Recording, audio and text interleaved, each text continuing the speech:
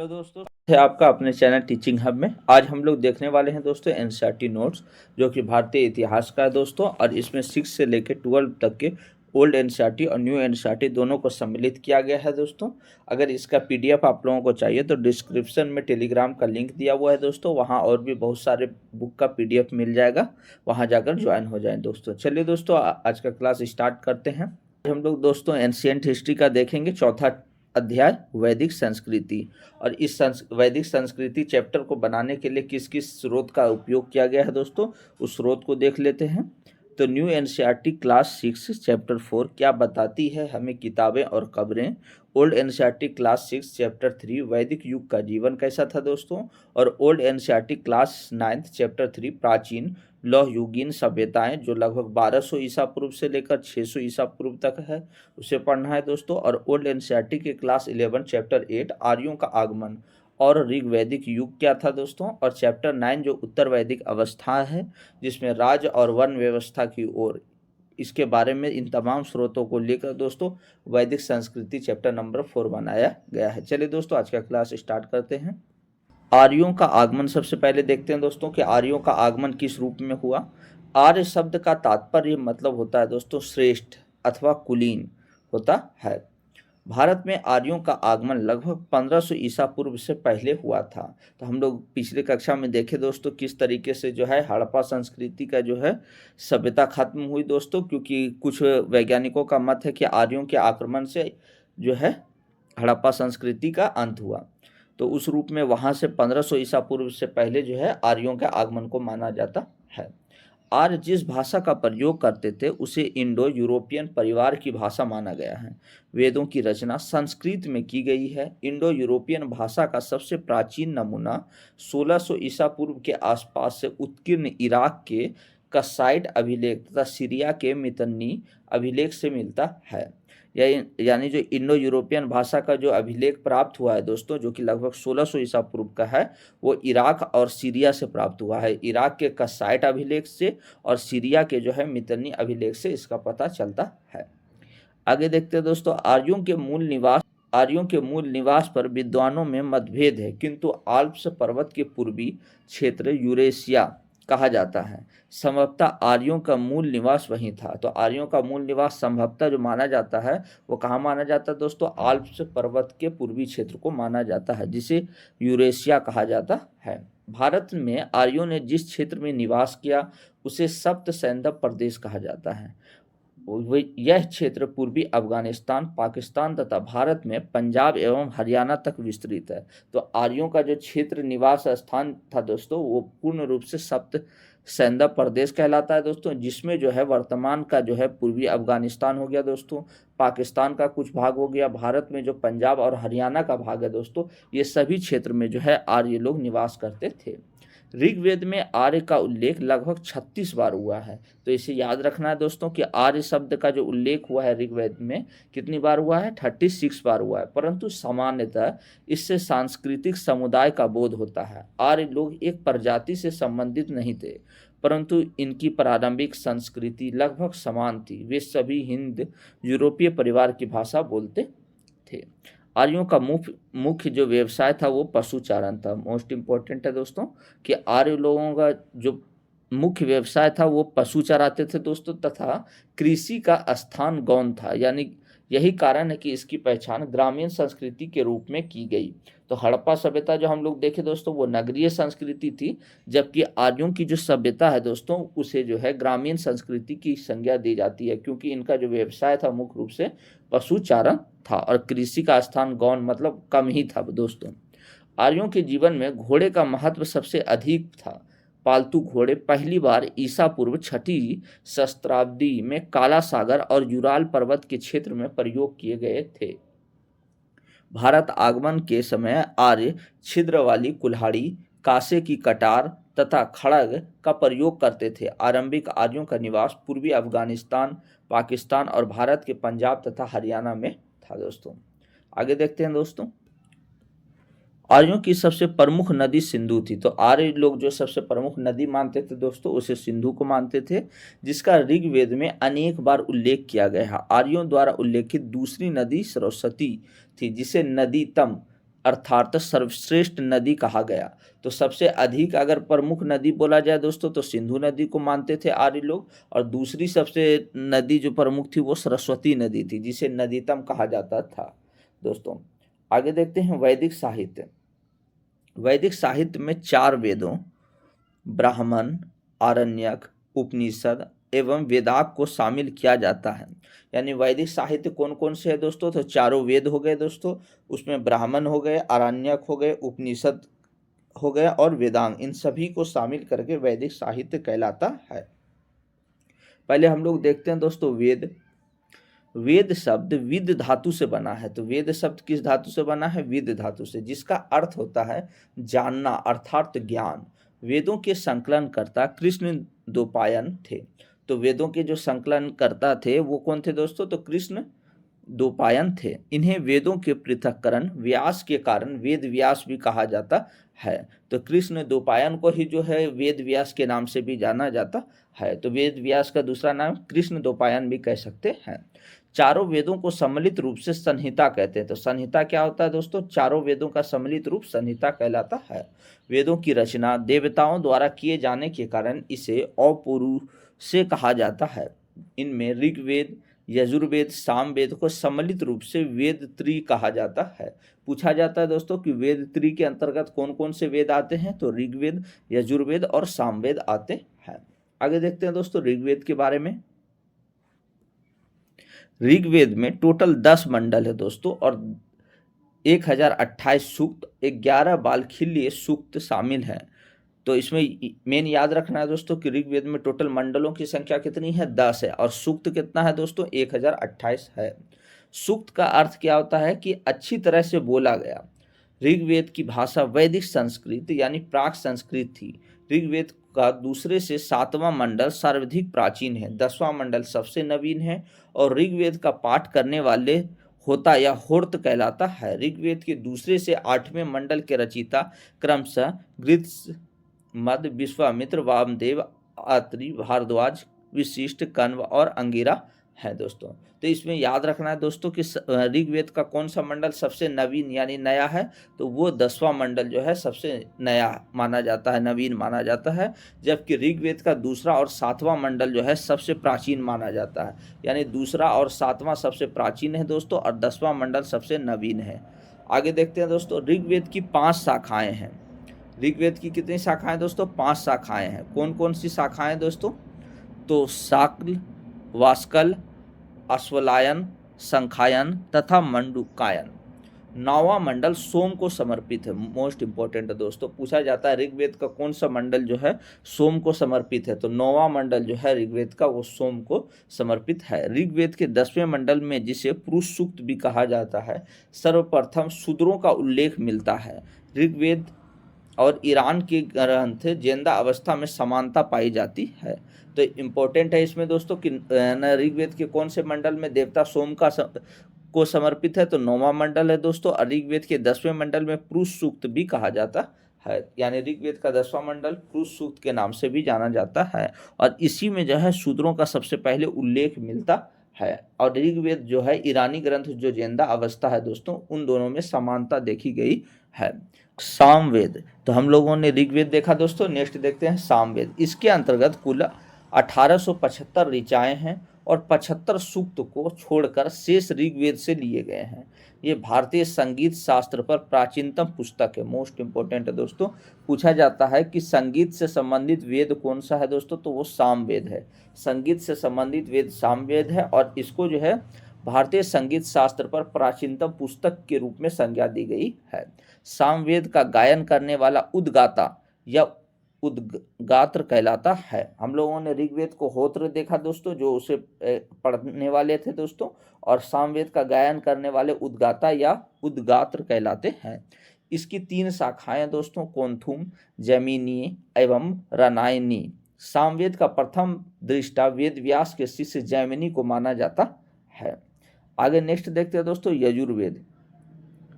इस ग्रंथ में गद्य एवं पद में लिखित यज्ञ की विधियों पर बल दिया गया है। इसमें टोटल 40 मंडल हैं दोस्तों, और लगभग 2000 मंत्र हैं। इसके 2 भाग कृष्ण यजुर्वेद के शुक्ल यजुर्वेद हैं। कृष्ण यजुर्वेद और शुक्ल यजुर्वेद जो है इसके दो भाग हैं दोस्तों यजुर्वेद के। शुक्ल यजुर्वेद में वाजसेनी संहिता संबद्ध है। यजुर्वेद का पाठ करने वाले अर्थपर्यु कहा जाता है और कृष्ण यजुर्वेद गद्य में तथा शुक्ल यजुर्वेद पद में रचित है। मोस्ट इंपोर्टेंट है दोस्तों, पूछा जाता है। मोस्ट इंपोर्टेंट है दोस्तों, पूछा जाता है यजुर्वेद जो है कौन सा वेद जो है वो गद और पद दोनों में लिखित है दोस्तों। तो यजुर्वेद जो है वो गद और पद दोनों में समर्पित है यानी लिखित है दोस्तों। आगे देखते हैं दोस्तों अथर्ववेद। इसकी रचना अथर्वा ऋषि ने की थी। इसमें तंत्र मंत्र संकलित है। इसमें तत्कालीन भारतीय औषधि एवं विज्ञान संबंधी जानकारी मिलती है। इसमें रोग तथा उसके निवारण के साधन के रूप में जादू टोना आदि की जानकारी दी गई है। इसकी दो शाखाएं शौनक और पिपललाद। तो मुख्य रूप से अथर्ववेद में क्या याद रखना है दोस्तों कि इसके जो रचना करता है वो अथर्वा ऋषि को माना जाता है दोस्तों। और इसमें जो तंत्र मंत्र के बारे में संकलित किया गया है। इसके अलावा भारतीय औषधि और विज्ञान संबंधी भी जानकारी जो है वो अथर्ववेद से ही मिलती है। आगे देखते हैं दोस्तों ब्राह्मण ग्रंथ। तो ब्राह्मण ग्रंथ क्या है दोस्तों? वेदों की विशिष्ट व्याख्या के लिए ब्राह्मण ग्रंथों की रचना की गई। यह गद्य रूप में लिखे गए हैं। सभी ब्राह्मण ग्रंथों का संबंध किसी न किसी वेद से जुड़ा है। इन ग्रंथों में वेदों के सूक्तों की व्याख्या तथा धार्मिक अनुष्ठानों का विशद वर्णन मिलता है।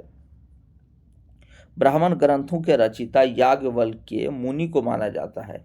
ऐत्रेय, कौशिकी, जैमिनी इत्यादि प्रमुख ब्राह्मण ग्रंथ हैं। तो ब्राह्मण ग्रंथ के प्रमुख जो रचिता है दोस्तों उसे किसे माना जाता है दोस्तों? तो याज्ञवल्क्य मुनि जी को जो है ब्राह्मण ग्रंथों का रचिता माना जाता है। आगे देखते हैं दोस्तों आरण्यक। तो आरण्यक क्या होता है दोस्तों? आरण्यक शब्द आरण्य यानी फॉरेस्ट से बना है यानी जंगल जिसे कहते हैं दोस्तों, जिसका अर्थ होता है वन। यह ब्राह्मण ग्रंथों का परिशिष्ट है यानी ब्राह्मण ग्रंथों का जो छोटा रूप है दोस्तों वो आरण्यक ही है। इस ग्रंथ में रहस्यवादी सिद्धांतों का विवरण मिलता है जिनमें जन्म, मृत्यु, पुनर्जन्म इत्यादि का विशद विवरण मिलता है। तो आरण्यक में जो है रहस्यवादी जो सिद्धांत है दोस्तों उसके बारे में जानकारी मिलती है और ये जो है ब्राह्मण ग्रंथों का ही परिशिष्ट है। आगे देखते हैं दोस्तों उपनिषद। उपनिषद का अर्थ उस विद्या से है जो गुरु के समीप बैठकर सीखी जाती है। इसमें ब्रह्मा और आत्मा के संबंध में दार्शनिक चिंतन दिया गया है। उपनिषद भारतीय दर्शन के प्रस्थान बिंदु है। उपनिषदों को वेदांत भी कहा जाता है। तो उपनिषद और वेदांत क्या है? सेम है दोस्तों, क्योंकि इनमें वेदों के सर्वोच्च और अंतिम उद्देश्य बताया गया है। आगे देखते हैं दोस्तों वेदांग। वेदांग ज्ञान में सहायक शास्त्र है। वेदांगों की संख्या टोटल कितनी है दोस्तों? 6 प्रकार की है। पहला है दोस्तों शिक्षा। इसका संबंध उच्चारण की विधि से है और इसका उद्देश्य वैदिक मंत्रों की विशुद्ध उच्चारण से भी है दोस्तों। दूसरा है कल्प। इसका संबंध यज्ञों के नियमों से है यानी जो यज्ञ होता है उसके नियम से संबंधित कल्प है दोस्तों। व्याकरण, ऐसे वेदों को हम मुख्य कहते हैं तथा इसका संबंध शब्दों के यथार्थ ज्ञान से होता है। ज्योतिष, इसमें वैदिक यज्ञों तथा अनुष्ठानों का समय बताया जाता है। छंद, इसे वेदों का आवरण कहा जाता है। इसका उद्देश्य वैदिक मंत्रों के समुचित पाठ की सुरक्षा से है। निरुक्त, इसका तात्पर्य वेदों में दिए गए शब्दों के अर्थ से होता है दोस्तों और इसे वेद की आत्मा कहते हैं। तो इसे याद रखना है दोस्तों कि निरुक्त क्या होता है दोस्तों? इसे वेद की आत्मा की संज्ञा दी गई है। आगे देखते हैं दोस्तों वेदों के ब्राह्मण, आरण्यक तथा उपनिषद। तो इसमें याद रखना है दोस्तों कि ऋग्वेद में कौन कौन से ब्राह्मण है, आरण्यक है और उपनिषद और उपवेद कौन है। तो मुख्य रूप से पूछा जाता है ऋग्वेद के उपवेद कौन है। तो ऋग्वेद के उपवेद कौन से हैं दोस्तों? तो आयुर्वेद है। ऋग्वेद के उपवेद आयुर्वेद है और इसके उपनिषद में ऐत्रेय और कौशिकी है और आरण्यक भी ऐत्रेय कौशिकी है और ब्राह्मण में भी ऐत्रेय कौशिकी है। तो इसमें इंपॉर्टेंट बस यही रखना है दोस्तों कि ऋग्वेद का जो उपवेद है वो आयुर्वेद होता है और सामवेद का जो उपवेद है वो गंधर्व वेद होता है दोस्तों और यजुर्वेद का जो उपवेद है आगे देखते हैं दोस्तों धनुर्वेद होता है और अथर्ववेद का जो उपवेद है वो शिल्प वेद होता है दोस्तों। आगे देखते हैं सूत्र साहित्य। तो सूत्र साहित्य क्या है दोस्तों? 6ठी शताब्दी ईसा पूर्व से 3री शताब्दी ईसा पूर्व का काल सूत्र काल कहलाता है। इस समय सूत्र साहित्य की रचना हुई। सूत्र साहित्यों में समाज तथा व्यवस्था के लिए महत्वपूर्ण विधियों एवं आचार विचार पर चर्चा की गई। सूत्र काल तक आते आते वर्ण जातियों में परिवर्तित हो गए। जातियों का आधार कर्म न होकर जन्म हो गया। प्रथम 3 वर्णों जैसे ब्राह्मण, क्षत्रिय और वैश्य को द्विज कहा गया और इन्हें शूद्रों से पृथक माना जाने लगा। दोस्तों आगे देखते हैं, सूत्र साहित्य का कुछ विवरण देख लेते हैं। तो कल्प सूत्र में जो है दोस्तों विधि तथा नियमों का प्रतिपादन किया गया है, जबकि स्रोत सूत्र में यज्ञ से संबंधित विस्तृत विधि विधानों की व्याख्या मिलती है और शुल्ब सूत्र में जो है यज्ञ स्थल तथा अग्नि वेदों के निर्माण, माप से संबंधित नियम, भारतीय ज्योमिति के प्रारंभिक रूप की प्रतीति है।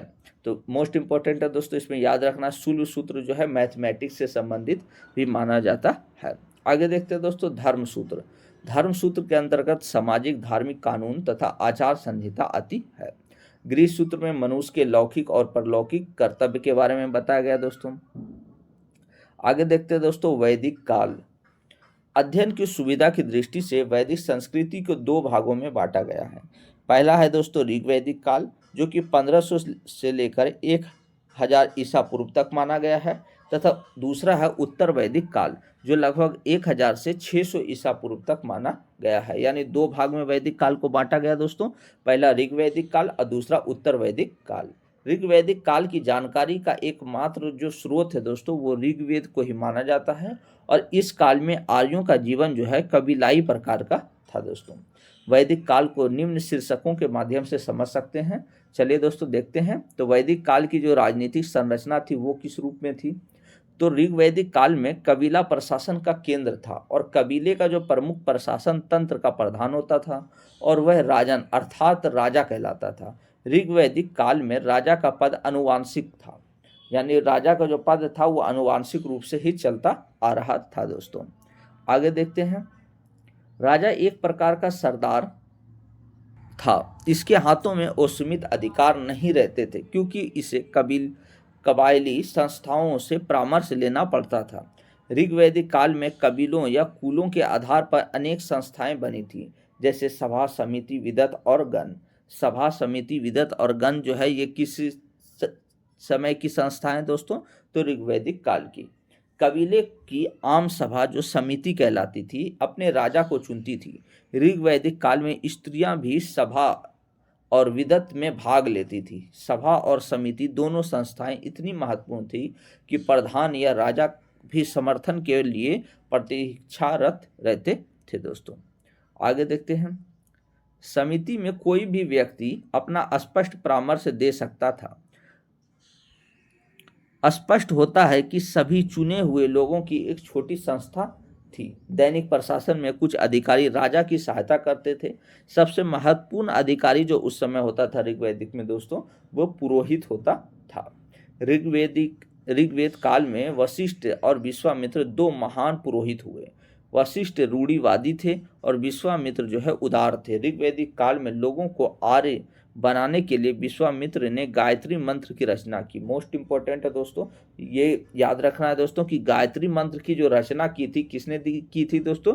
तो विश्वामित्र के द्वारा की गई थी। और वशिष्ठ और विश्वामित्र ये दोनों जो महान पुरोहित थे वो किस काल में थे? तो ऋग्वैदिक काल में जो है ये दोनों महान पुरोहित थे।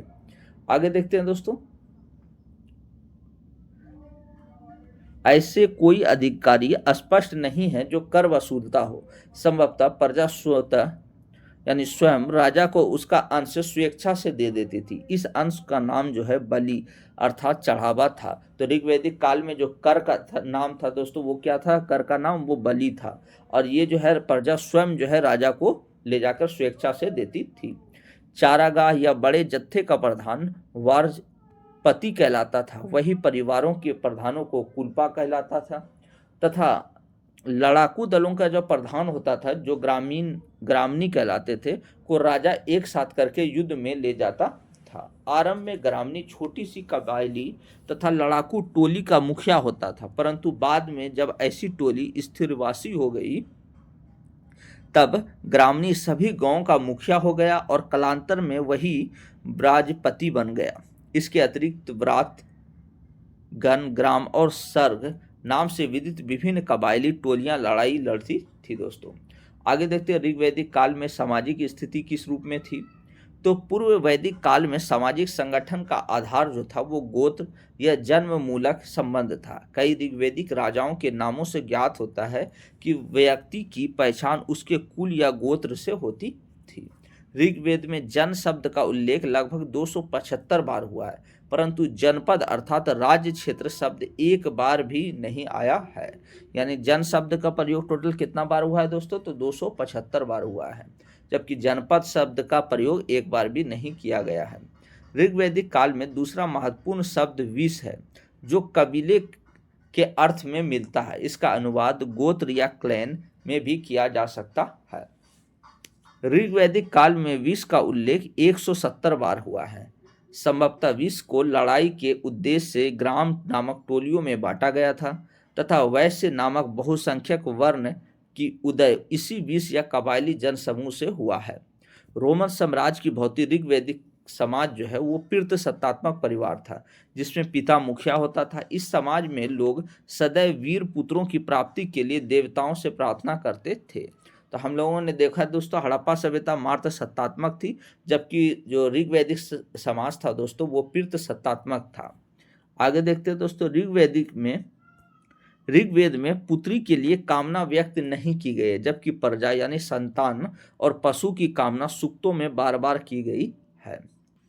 स्त्रियों को सभा समितियों में भाग लेने का अधिकार था ऋग्वैदिक काल में दोस्तों, और वे पतियों के साथ यज्ञों में आहुतियां दे सकती थी। विवाह नामक संस्था स्थापित हो चुकी थी, यद्यपि कुछ अधीन प्रथाओं के अवशेष का भी आभास मिलता है। इस काल में बहुपति प्रथा के भी कुछ संकेत मिले हैं। उदाहरण के लिए देखते हैं दोस्तों, मरुतों ने रोदसी को मिलकर भोगा और सूर्य की पुत्री सूर्या दोनों अश्विन भाइयों के साथ रहती थी, लेकिन ऐसे उदाहरण अत्यधिक नहीं है। आगे देखते हैं दोस्तों, ऋग्वेद में नियोग प्रथा और विधवा विवाह के प्रचलन का भी आभास होता है, परंतु इसमें बाल विवाह का कोई उदाहरण नहीं मिलता है। तो ऋग्वैदिक काल में जो है दोस्तों नियोग प्रथा और विधवा प्रथा यानी विधवा विवाह प्रथा का भी आभास होता है दोस्तों, लेकिन बाल विवाह का कोई उदाहरण नहीं मिला है। ऋग्वैदिक काल में 16-17 वर्ष की आयु में विवाह होता था। इस समय बाल विवाह की चर्चा नहीं मिलती है।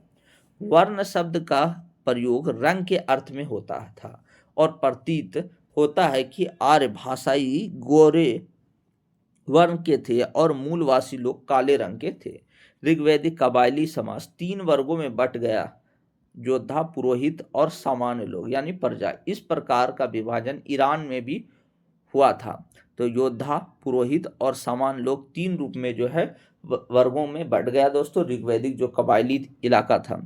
चौथा वर्ग जो था वो शूद्र था दोस्तों, और ऋग्वेद काल के अंत में स्पष्ट होता है क्योंकि इसका सर्वप्रथम उल्लेख ऋग्वेद के 10वें मंडल के पुरुष सूक्त में किया गया है, जो संभवतः अंत में जोड़ा गया होगा।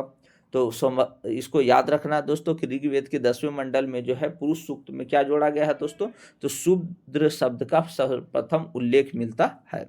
ऋग्वेद के युग में ही व्यवसाय के आधार पर समाज में विभेदीकरण आरंभ हुआ, किंतु यह विभेदीकरण अधिक स्पष्ट नहीं थी। आरंभ में ब्राह्मणों और क्षत्रियों का दर्जा समान था, परंतु धीरे धीरे ब्राह्मण इतने प्रभावशाली हो गए कि उन्होंने समाज में प्रथम स्थान प्राप्त कर लिया।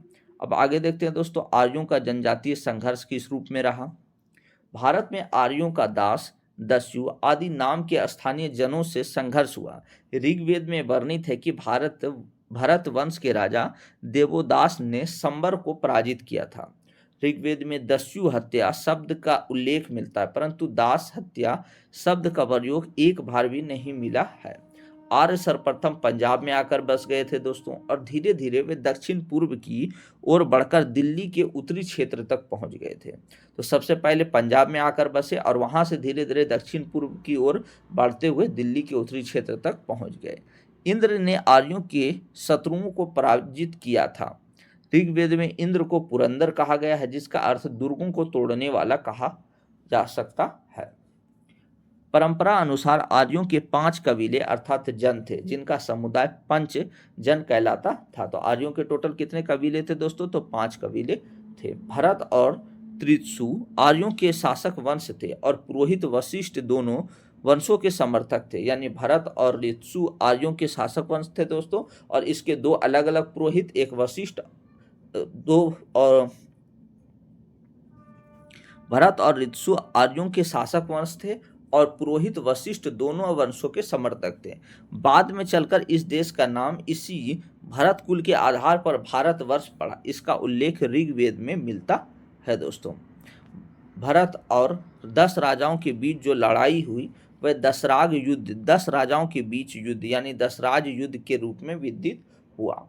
यह युद्ध पुरुषनी नदी के तट पर लड़ा गया था। इसकी पहचान रावी नदी से की जाती है। इस युद्ध में सुदास विजयी हुआ। मोस्ट इंपॉर्टेंट दोस्तों, पूछा जाता है कि दशराज युद्ध जो हुआ था वो किनके किनके बीच हुआ था? तो भरत और 10 राजाओं के बीच हुआ था दोस्तों, और इसमें जो विजय हुआ वो सुदास विजय हुआ था। और किस नदी के तट पर लड़ा गया? तो पुरुषनी नदी के तट पर लड़ा गया, और इसकी पहचान जो रावी नदी से की जाती है। आगे देखते हैं दोस्तों, धार्मिक स्थिति। तो ऋग्वैदिक काल में जो है धार्मिक स्थिति कैसी थी दोस्तों? ऋग्वेद में सबसे अधिक प्रतापी देवता इंद्र हैं। इन्हें पुरंदर अर्थात किले को तोड़ने वाला कहा गया है। इंद्र आर्यों के युद्ध नेता के रूप में चित्रित हैं, जिसने असुरों से लड़ने में आर्य सैनिकों का नेतृत्व किया और उन्हें विजय दिलाई। इंद्र पर लगभग 250 सूक्त हैं। ये बादलों के देवता माने गए हैं जो वर्षा करते हैं। अग्नि देवता का स्थान दूसरा है, यानी पहला इंद्र है और दूसरा जो है देवता कौन थे? अग्नि। इस पर लगभग 200 सूक्त है दोस्तों। और अग्नि की उपासना न केवल भारत में आपूर्ति ईरान में भी की जाती रही है। वैदिक काल में अग्नि ने देवताओं और मानवों के बीच मध्यस्थ का कार्य किया है। तो मोस्ट इंपॉर्टेंट है दोस्तों, अग्नि जो है, अग्नि देवता किसका कार्य करते थे? तो देवताओं और मानवों के बीच मध्यस्थ का कार्य जो है अग्नि देवता करते थे, ऐसा माना जाता है। वरुण जल या समुद्र का देवता माना गया है। इसे ऋतु अर्थात प्राकृतिक संतुलन का रक्षक कहा गया है, और यह समझा जाता है कि जगत में जो भी घटना होती है वह इसी की इच्छा के परिणाम है। नेक्स्ट है दोस्तों सोम। सोम को वनस्पति का अधिपति माना गया है और मादक रस का नाम इसी के नाम पर पड़ा है, तथा मरुत आंधी का देवता। मोस्ट इंपोर्टेंट दोस्तों, ये पूछा जा चुका है बीपीएससी में कि मरुत जो है वो किस चीज का देवता थे? तो आंधी के देवता मरुत थे। और सोम जो है वो वनस्पति और का अधिपति माना गया है दोस्तों। देवताओं में कुछ देवियां भी थी, जैसे आदिति और उषा, जो प्रभात के समय प्रतिरूप है। देवताओं की उपासना का मुख्य रीति स्तुति पाठ करना और यज्ञ बलि चढ़ावा अर्पित करना था। ऋग्वेद में स्तुति पाठ अधिक प्रचलित था। प्रत्येक कबीले या गोत्र का अपना अलग देवता होता था। स्तुति पाठ कबीले या गोत्र के लोग संवेद स्वर में करते थे, तथा इंद्र और अग्नि समस्त जन द्वारा दी गई बलि ग्रहण करने के लिए आहूत थे। बलि या यज्ञ हुति में शाक, जौ आदि वस्तुएं दी जाती थी, परंतु ऋग्वैदिक काल में ये वस्तुएं चढ़ाते समय अनुष्ठानिक या यागिक मंत्र नहीं पढ़े जाते थे। आगे देखते हैं दोस्तों, ऋग्वैदिक काल की आर्थिक स्थिति कैसी थी? तो आर्यों ने आरायुक्त पहिया चलाया, जो सबसे पहले कॉकेसस क्षेत्र में लगभग 2300 ईसा पूर्व में प्रयोग में लाया गया था, जब आर्य भारतीय उपमहादेश के पश्चिमी भाग में बसे तथा वहां से उन्हें राजस्थान के क्षेत्रीय खानों में तांबे की प्राप्ति हुई। ऋग्वैदिक काल की खेती की अधिक जानकारी नहीं मिलती है। ऋग्वेद में प्राचीनतम भाग में फाल के उल्लेख मिलते हैं। ये फाल लकड़ी के थे दोस्तों। ऋग्वेद में गाय और सांड की चर्चा है। ऋग्वैदिक आर्यों का मुख्य रूप से पशुचारण कहा गया है। ऋग्वेद में युद्ध का पर्याय यानी गौविष्टि गाय का अन्वेषण है। गाय सबसे उत्तम धन मानी जाती थी दोस्तों। ऋग्वेद काल में व्यापार वस्तु विनिमय पर आधारित थी और व्यापारियों के लिए पनी शब्द का प्रयोग किया गया। तो पूछा जाता है दोस्तों कि ऋग्वैदिक काल में व्यापारियों के लिए कौन सी भाषा का प्रयोग किया गया है? तो कौन से शब्द का? तो वो पनी है। ऋग्वेद अर्थव्यवस्था मुख्य रूप से ग्रामीण अर्थव्यवस्था थी। यानी ऋग्वैदिक अर्थव्यवस्था जो थी वो कैसी थी दोस्तों, तो ग्रामीण अर्थव्यवस्था थी। कृषि इस अर्थव्यवस्था का मुख्य आधार था। ऋग्वेद में बढ़ई, रथकार, बुनकर, चर्मकार, कुम्हार आदि शिल्पियों का उल्लेख मिलता है। तांबे या कांसे के अर्थ में अयस शब्द के प्रयोग से प्रकट होता है कि उन्हें धातु कर्म की जानकारी थी। लोहा तथा चांदी का उल्लेख ऋग्वेद में नहीं मिलता है। तो तांबे और कांसे का उल्लेख मिलता है दोस्तों, जबकि लोहा और चांदी का उल्लेख ऋग्वेद में नहीं मिलता है। इसमें नियमित व्यापार के होने का कोई स्पष्ट प्रमाण नहीं मिलता है। आर्य जन या वैदिक जन का अधिक संबंध स्थल मार्ग से था, क्योंकि ऋग्वेद में उल्लेखित समुद्र शब्द मुख्यतः जल राशि का वाचक है। हरियाणा में जो भगवानपुरा है दोस्तों तथा पंजाब में जो 3 स्थलों की खुदाई की गई तो उसमें ऋग्वैदिक कालीन स्थल मिले हैं दोस्तों। यहाँ से लोहे की वस्तु का प्रमाण फिर भी नहीं मिला है दोस्तों। आगे देखते हैं उत्तर वैदिक काल। तो हम लोगों ने ऋग्वैदिक काल देख लिया दोस्तों, अब देखते हैं उत्तर वैदिक काल। उत्तर वैदिक काल का इतिहास उन वैदिक ग्रंथों पर आधारित है जिनकी रचना ऋग्वैदिक काल के पश्चात हुई। उत्खनन और अनुसंधान के फलस्वरूप उत्तर वैदिक काल और उत्तरी गंगा के मैदान में लगभग 700 स्थल प्रकाश में आए हैं, जहां सबसे पहले बस्तियां स्थापित हुई थी। उत्तरी गंगा के मैदान में पाए गए स्थलों को चित्रित धूसर मृदवान यानी PGW स्थल कहते हैं, क्योंकि यहाँ के निवासी मिट्टी के चित्रित और भूरे रंग के कटोरे और थालियों का प्रयोग करते थे। उत्तर वैदिक कालीन ग्रंथ और चित्रित धूसर मृदभांड तथा लौह अवस्था के पुरातत्व से आभास होता है कि ईसा पूर्व प्रथम शताब्दी के पूर्वार्ध में ही पश्चिमी उत्तर प्रदेश और पंजाब, हरियाणा और राजस्थान में आर्यों का निवास था। तो उत्तर वैदिक काल ग्रंथ जो है और चित्रित धूसर मृदभांड मिले हैं दोस्तों, लोह अवस्था का पुरातत्व मिला है। इस तमाम चीज़ों को देखकर बताया जा सकता है दोस्तों कि प्रथम शताब्दी के जो पूर्वार्ध में ही जो है पश्चिमी उत्तर प्रदेश, पंजाब, हरियाणा और राजस्थान में आर्यों का निवास था। आगे देखते हैं दोस्तों, भरत और कुरु इस काल के प्रसिद्ध कबीले थे जो सरस्वती और दृश्यद्युति नदियों के समीप रहते थे। कुरुओं ने दिल्ली क्षेत्र और दोआब के ऊपरी भाग पर अधिकार कर लिया, जो कुरुक्षेत्र नाम से प्रसिद्ध हुआ। कुरु तथा पंचालों ने हस्तिनापुर को अपनी राजधानी बनाया, जो मेरठ जिले में अवस्थित है। कुरुकुल का इतिहास महाभारत युद्ध को लेकर प्रसिद्ध है, जिस पर महाभारत नामक महाकाव्य आधारित है दोस्तों। आगे देखते हैं, महाभारत का युद्ध लगभग 950 ईसा पूर्व के आसपास कौरवों और पांडवों के बीच हुआ। हालांकि ये दोनों कुरुकुल के ही थे।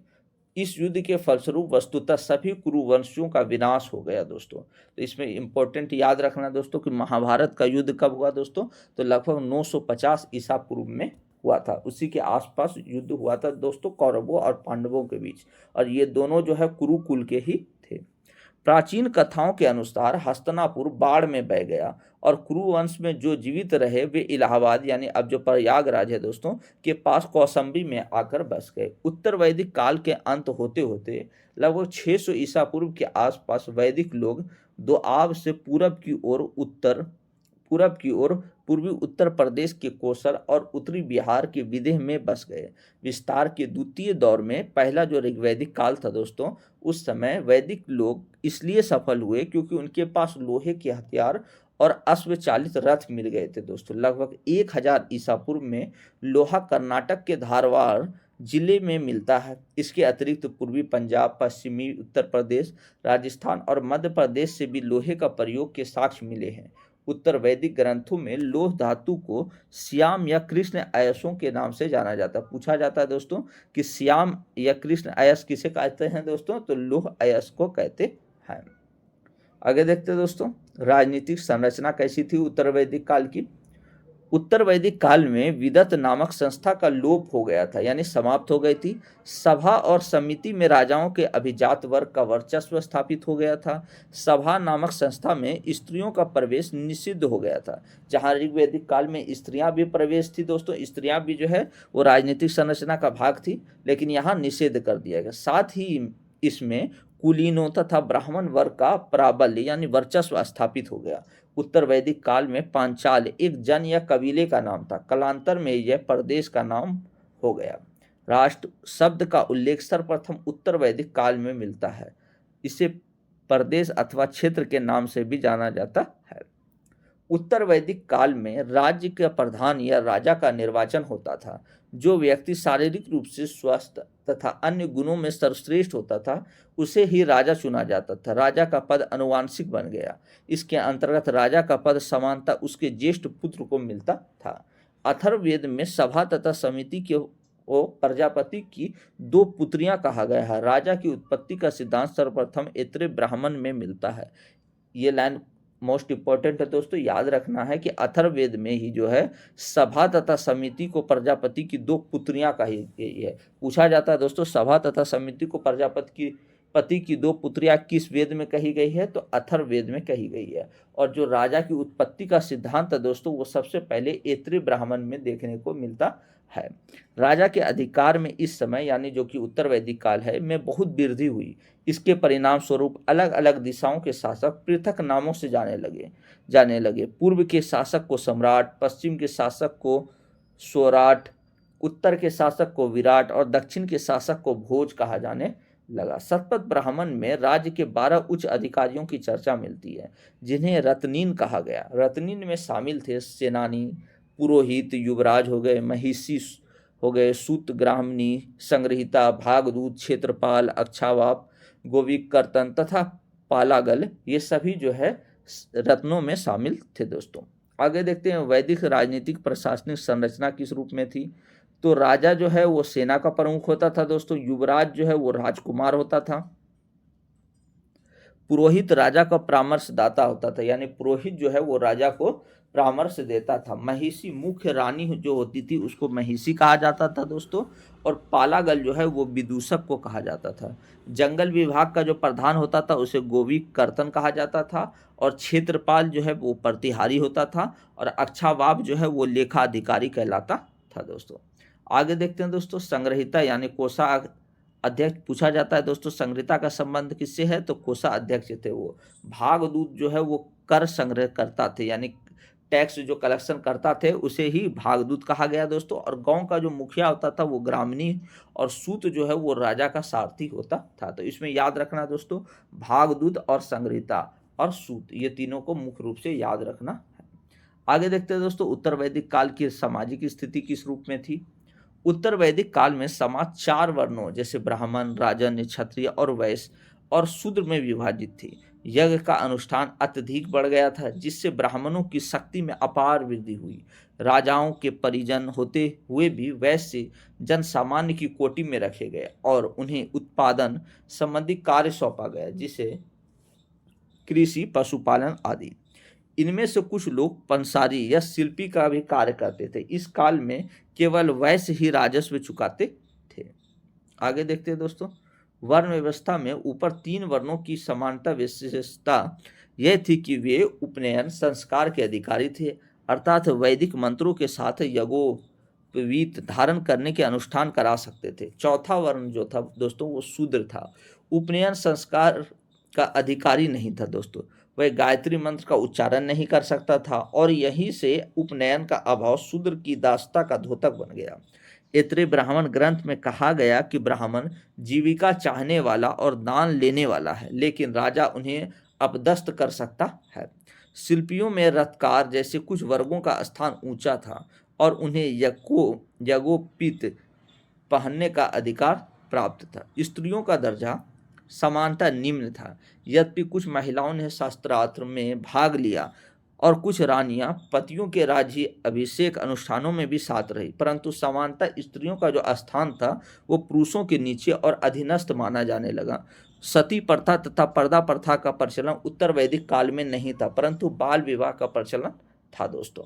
उत्तर वैदिक काल में गोत्र प्रथा स्थापित हो गई।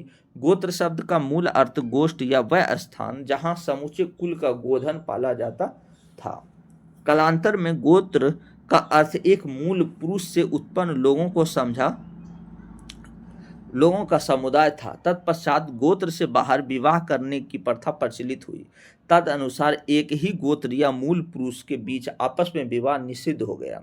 उत्तर वैदिक काल में आश्रम व्यवस्था स्थापित हो गई। इस काल में 4 आश्रम स्पष्ट दिखाई देते हैं, एक ब्रह्मचार्य, गृहस्थ, वानप्रस्थ और संन्यास। तो 4 जो है वो कौन कौन से थे दोस्तों आश्रम? तो ब्रह्मचार्य, गृहस्थ, वानप्रस्थ और संन्यास। गृहस्थ आश्रम को सभी आश्रमों में श्रेष्ठ माना गया है। इसी आश्रम में पंच महायज्ञ के त्रिवर्ग यानी धर्म, अर्थ, कर्म के त्रिरत्न में निर्मित होना आवश्यक था। त्रिरत्न मनुष्य के गृहस्थ आश्रमों में त्रिऋणों से उत्तीर्ण होना आवश्यक था। ऋषि ऋण वैदिक ग्रंथों का अध्ययन करना है, पितृ ऋण यानी पुत्र की उत्पत्ति करना है दोस्तों, देव ऋण यानी यज्ञ करवाना है। मोस्ट इंपॉर्टेंट आगे देखते हैं दोस्तों विवाह के प्रकार। ये क्वेश्चन डायरेक्ट बिहार दरोगा में पूछा जा चुका है दोस्तों कि विवाह के कितने प्रकार हैं, तो टोटल 8 प्रकार हैं। तो प्रमुख स्मृति ग्रंथ और मनुस्मृति में जो है विवाह के टोटल 8 प्रकार के प्रकार का उल्लेख मिलता है। पहला है दोस्तों ब्राह्मा। यह प्रशंसनीय विवाह है। इसके अंतर्गत कन्या के वयस्क होने पर उसके माता पिता द्वारा योग्य वर खोजकर उसका विवाह किया जाता है। दूसरा विवाह है दोस्तों दैव। यह प्रशंसनीय विवाह है। इसके अंतर्गत यज्ञ करने वाले पुरोहित के साथ कन्या का विवाह कर दिया जाता है, यानी जो यज्ञ करने वाले पुरोहित है दोस्तों उसी के साथ जो है इसका विवाह किया जाता है। आर्ष यह प्रशंसनीय विवाह है। इसके अंतर्गत कन्या के पिता द्वारा यज्ञ कार्य हेतु 1 अथवा 2 गाय के बदले में अपनी कन्या का विवाह किया जाता है।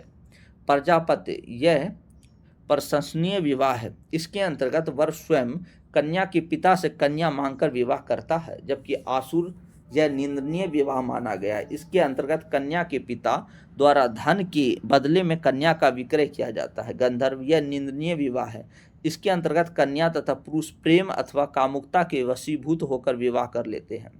पैशाच यह निंदनीय विवाह है। इसके अंतर्गत सोई हुई अथवा विक्षिप्त कन्या के साथ सहवास कर विवाह किया जाता है। राक्षस विवाह यह भी निंदनीय विवाह है दोस्तों। इसके अंतर्गत बलपूर्वक कन्या को छीनकर या अपहरण कर उसके विवाह किया जाता है। तो हम लोगों ने विवाह के टोटल कितने प्रकार देखे दोस्तों? तो विवाह के टोटल 8 प्रकार देखे। आगे देखते हैं दोस्तों 16 संस्कार। तो पूछा जाता है दोस्तों विवाह कितने प्रकार के हैं? 8। और संस्कार टोटल कितने हैं दोस्तों? 16। उन तमाम 16 संस्कारों को देखते हैं दोस्तों। गर्भाधान संस्कार जिसमें संतान उत्पन्न करने के लिए है। पुंसवन संस्कार स्त्री के गर्भधारण के तीसरे, चौथे और 8वें महीने में। जबकि सीमंतोन्नयन संस्कार गर्भ की रक्षा के लिए संस्कार है दोस्तों। जबकि जात कर्म संस्कार बच्चे के जन्म के बाद पिता द्वारा शिशु के मधु और घी चटाने का संस्कार है। नामकरण संस्कार हो गया दोस्तों। उसी प्रकार जो है निष्क्रमण संस्कार, अनंत प्रशासन संस्कार, चूड़ाकर्म संस्कार, कर्णवेद संस्कार, विदारंभ संस्कार, उपनयन संस्कार, वेदारंभ संस्कार, केशांत संस्कार, समावर्तन संस्कार, विवाह संस्कार और अंत्योष्टि संस्कार। तो टोटल जो है संस्कार की संख्या कितना है दोस्तों? 16। विवाह के प्रकार टोटल कितने हैं दोस्तों? 8। तो यही पूछा जाता है दोस्तों कि टोटल संस्कार कितने हैं? 16। और विवाह के टोटल प्रकार कितने हैं? 8 प्रकार। और इस विवाह के प्रकार के भी बारे में व्याख्या पूछी जा सकती है। आगे देखते हैं दोस्तों धार्मिक स्थिति क्या थी उत्तर वैदिक काल की।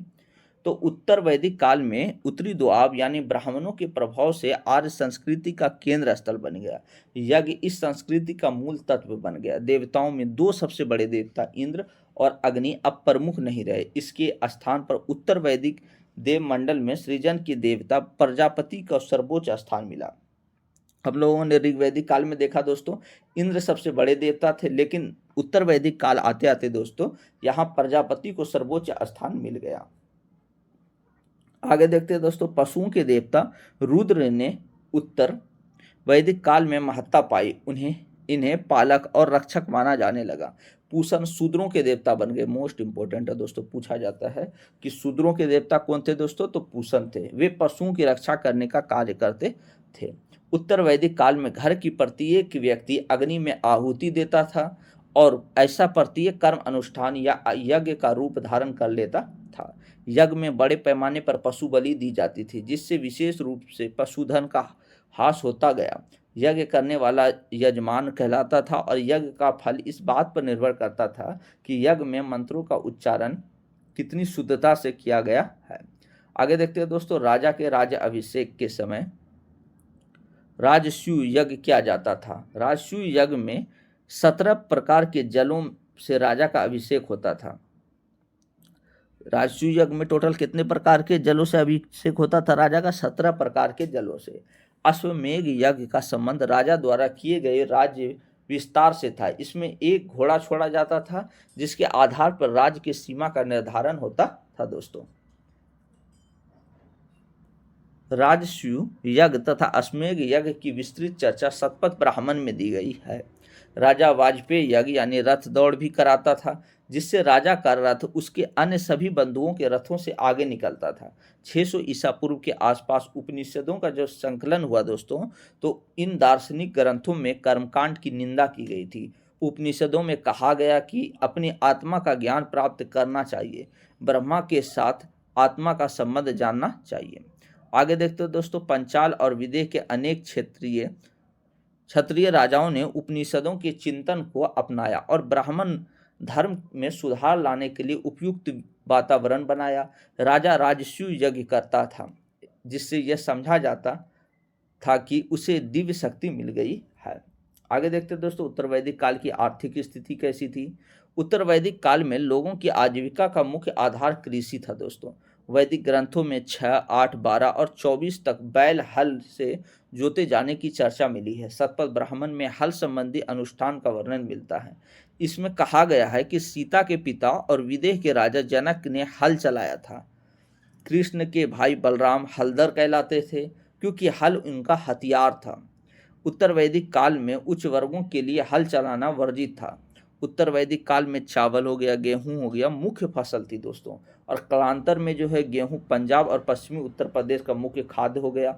वैदिक लोगों को चावल से परिचय सबसे पहले दोआब में हुआ था। वैदिक ग्रंथों में इसका नाम ब्रीही था। मोस्ट इंपॉर्टेंट है दोस्तों कि चावल को जो है वैदिक ग्रंथों में किस नाम से जाना गया है दोस्तों, तो ब्रीही नाम से जाना गया है। चावल के अवशेष हस्तिनापुर में मिले हैं। वह ईसा पूर्व 8वीं सदी के हैं। इसी समय के आसपास एटा जिले में स्थित रंजीखेड़ा में भी चावल मिला था। आगे देखते दोस्तों, उत्तर वैदिक काल में शिल्प कार्यों में ताम्र शिल्पी प्रसिद्ध पेशा था। तांबे की वस्तुएं चित्रित धूसर मृदभंड स्थलों में पाई गई है। इनका उपयोग लड़ाई और शिकार तथा आभूषण के रूप में किया जाता था। उत्तर वैदिक काल के लोग 4 प्रकार के मृदभांड से परिचित थे। एक तो दोस्तों काला लाल मृदभांड, दूसरा काला पॉलिशदार मृदभांड, तीसरा चित्रित धूसर मृदभांड और चौथा जो है लाल मृदभांड। इन 4 प्रकार के मृदभांड से जो उत्तर वैदिक काल के लोग परिचित थे। चित्रित धूसर मृदभांड स्थल न केवल कुरु पंचाल क्षेत्र अर्थात पश्चिमी उत्तर प्रदेश और दिल्ली में ही व्यापक रूप से विस्तृत था, बल्कि मध्य क्षेत्र अर्थात पंजाब और हरियाणा के संलग्न भागों में भी, मत्स्य क्षेत्र अर्थात राजस्थान के संलग्न क्षेत्रों में भी मिले हैं। वैदिक ग्रंथों में समुद्र और समुद्र यात्रा की चर्चा की गई है। इसमें वाणिज्य का संकेत मिलता है, जिससे नई नई कलाओं और शिल्पों के उदय से बल मिला होगा। उत्तर वैदिक काल में मैदानों में बसने वाले किसान अपने निर्वाह के लिए पर्याप्त अनाज उत्पन्न कर लेते थे। वे अपनी उपज का कुछ भाग अपने मुखिया, राजा और पुरोहित के लिए भी बचा लेते थे। आगे देखते हैं दोस्तों, उत्तर वैदिक काल में कर और नजराना यानी ट्रिब्यूट का संग्रह प्रचलित हो गया था। इसके संग्रह और संचय के लिए एक अधिकारी होता था, जिसे संग्रहीता कहलाता था। दोस्तों थैंक यू दोस्तों। अगर वीडियो आप लोगों को अच्छा लगा हो तो प्लीज़ चैनल को लाइक एंड सब्सक्राइब करें और ज़्यादा से ज़्यादा शेयर करें। थैंक यू दोस्तों।